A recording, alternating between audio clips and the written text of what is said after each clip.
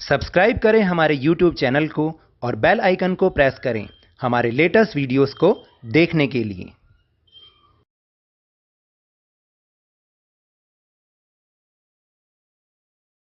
Hello and welcome to Lavneesh Sir की class.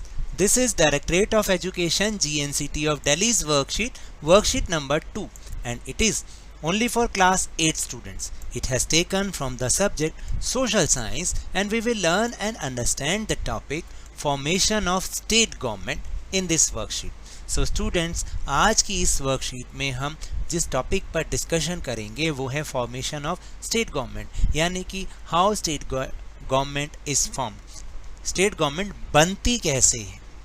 देखिए, state government जो कि केवल अपने पर्टिकुलर स्टेट के लिए होती है, जैसे कि आपको मैंने पहले भी बताया है और आपने लास्ट क्लासेस में समझा भी है कि इंडिया में 3 टायर गवर्नमेंट होती है, यानी 3 लेवल्स पे गवर्नमेंट वर्क करती है, एडमिनिस्ट्रेशन करती है।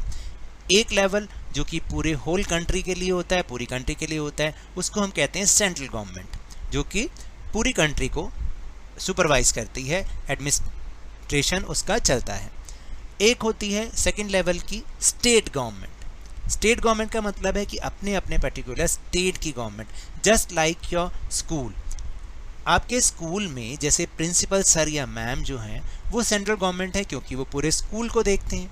लेकिन जो आपके क्लास टीचर्स हैं वो स्टेट गवर्नमेंट हैं, स्टेट गवर्नमेंट की तरह वर्क करते हैं, यानी वो केवल अपनी अपनी क्लासेस को ही तो देखते हैं, जो भी वो कुछ रूल्स बनाते हैं अपनी क्लास के लिए बनाते हैं। तो ऐसे ही स्टेट गवर्नमेंट भी अपने स्टेट के लिए ही काम करती है।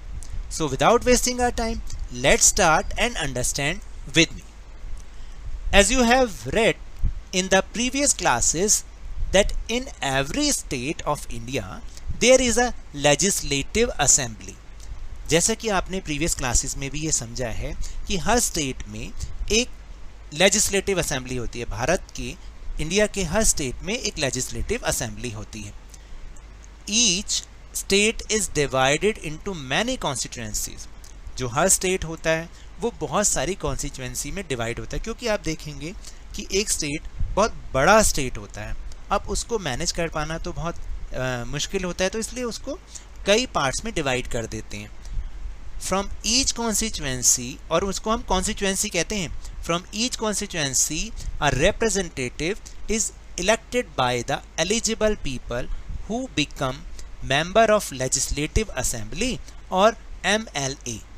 हर कॉन्स्टिट्यूएंसी से जो जनता है, जो एलिजिबल लोग हैं वोट डालने वाले, वो एक रिप्रेजेंटेटिव को इलेक्ट करते हैं, जिसको कि हम मेंबर ऑफ लेजिस्लेटिव असेंबली या फिर MLA कहते हैं। जैसे कि आपके एरिया में भी MLA होंगे। पिछली वर्कशीट में हमने ये भी किया था ना, अपने MLA का एक नाम बताइए। ऐसे हमने पहले क्लासेस में भी कर रखा है ये।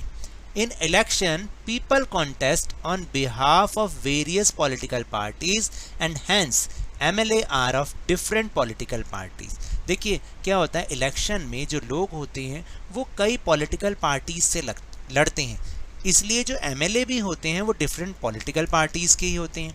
The party whose MLAs get elected in more than half of the constituencies is considered as the party with majority in that state. इसका मतलब ये है कि जिस भी पार्टी के हाफ से मोर देन हाफ, याद रखिएगा मोर देन हाफ कॉन्स्टिट्यूएंसी को जीत जाते हैं, जिस पार्टी के candidates more than half constituencies को जीत जाते हैं, उन्हें ये माना जाता है कि उन्हें मेजॉरिटी उस स्टेट में मिल गई है। The party getting the majority is called the ruling party, while all other parties are called opposition।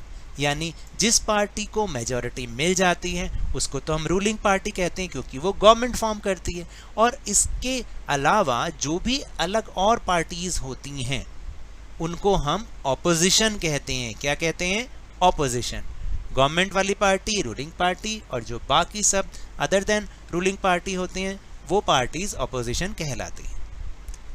The result of 68 constituencies of the election held in 2017 in Himachal Pradesh is given below. नीचे हिमाचल प्रदेश की 2017 में हुए election की 68 constituencies के result दिए गए हैं। जैसे आपको पता है अपनी दिल्ली में 70 कॉन्स्टिट्यूएंसीज होती हैं, ऐसे हिमाचल प्रदेश में 68 कॉन्स्टिट्यूएंसीज हैं। Read the extract carefully and answer the questions given below. आपको इसको बहुत ध्यान से पढ़ना है और फिर नीचे दिए गए क्वेश्चंस को आंसर करना है, बहुत ही इजी है। So let's see this result. Results of the assembly elections in Himachal Pradesh in 2017, यानी 2017 में हिमाचल प्रदेश में हुए असेंबली इलेक्शन के परिणाम। पॉलिटिकल पार्टीज और नंबर ऑफ एमएलएस इलेक्टेड। तो देखिए इसमें जो पार्टी थी, एक भारतीय जनता पार्टी जिसे सब बीजेपी के नाम से जानते हैं, उन्हें 44 सीट्स मिली, यानी उनके 44 लोग 44 कॉन्स्टिट्यूएंसी से जीते। फिर आईएनसी यानी कि इंडियन नेशनल कांग्रेस, पूरा नाम कांग्रेस पार्टी का यही है, इंडियन नेशनल कांग्रेस, इसे 21 सीट्स मिली। Communist Party of India Marxist को 1 सीट पर वो लोग जीते। और इंडिपेंडेंट्स वो होते हैं who don't belong to any party, यानी जो किसी पार्टी से संबंध नहीं रखते, ऐसे लोग 2 सीट्स पे जीते। टोटल सीट्स हो गई 68। Now will move on question answer section. Question number 1 is, what will be the minimum number of the elected members required by a political party to get majority in the state? यानी उस state में जहाँ पर ये election हुए, एक political party को कितने, कम से कम कितने minimum number of elected members चाहिए जिससे कि उसको मेजॉरिटी मिल जाए, यानी कितनी, कम से कम वो कितनी सीटों पे जीते हैं ताकि उन्हें मेजॉरिटी मिले। So the answer is 35। 35 कैसे? बिकॉज 68 का हाफ कितना होता है? 34। तो 34 + 1 5, 35। तो इसका मतलब more than half. Question number 2 is, which of the parties mentioned above will form the government in the state? कौन सी पार्टी अब इस स्टेट में गवर्नमेंट बनाएगी? अभी अभी हमने बताया जिसको मेजॉरिटी मिली। किसको मेजॉरिटी मिली? क्योंकि 35 सीट्स चाहिए, लेकिन बीजेपी को कितनी सीट्स मिली?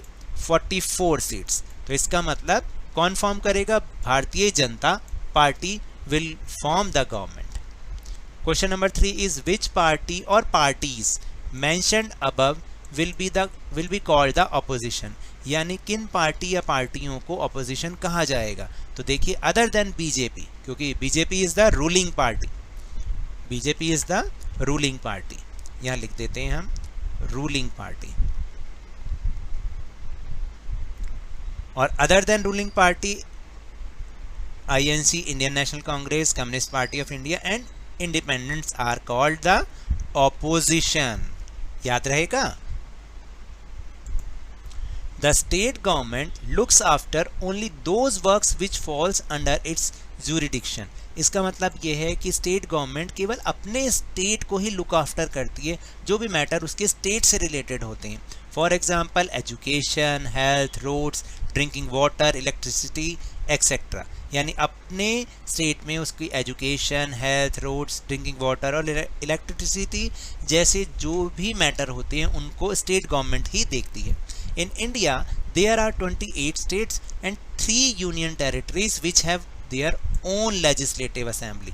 तो देखिए इंडिया में 28 स्टेट्स और 3 यूनियन टेरिटरीज ऐसी हैं जिनमें कि अपनी लेजिस्लेटिव असेंबली है। वैसे जो यूनियन टेरिटरीज हैं वो 8 यूनियन टेरिटरीज हैं। कितनी टेरिटरीज हैं? 8 यूनियन टेरिटरीज। लेकिन out of 8 union territories 3 of them own legislative assembly. Then there are some works whose influence is felt all over the country, like security of boundaries of the nation, train services, telecommunications, banking etcetera. यानी देखिए बहुत सारे काम ऐसे भी होते हैं जिनका रिलेशन पूरी कंट्री से होता है, जैसे जो हमारी सीमाएं हैं, बाउंड्रीज हैं, उनकी security, train service, telecommunication, banking, ये सब इनको कौन देखता है? These works are done by the central government. ये सेंट्रल गवर्नमेंट देखती है। So now that's all for this worksheet. अगर मेरे इस तरह समझाने से आपको थोड़ा सा भी समझ में आया हो तो इस चैनल को ज़्यादा से ज़्यादा सब्सक्राइब कीजिए, लाइक कीजिए और बहुत ज़्यादा शेयर कीजिए और जल्दी से जल्दी इसे 50K तक पहुंचा दीजिए। और जब भी बाहर जाएं मास्क अवश्य लगाएं, वियर योर मास्क, और जब भी आपकी टर्न आए इसकी वैक्सीनेशन अवश्य करें, क्योंकि कोरोना को हराना है और ज़िंदगी को एक बार फिर से सुहाना बनाना है। इसी उम्मीद के साथ थैंक यू वेरी मच।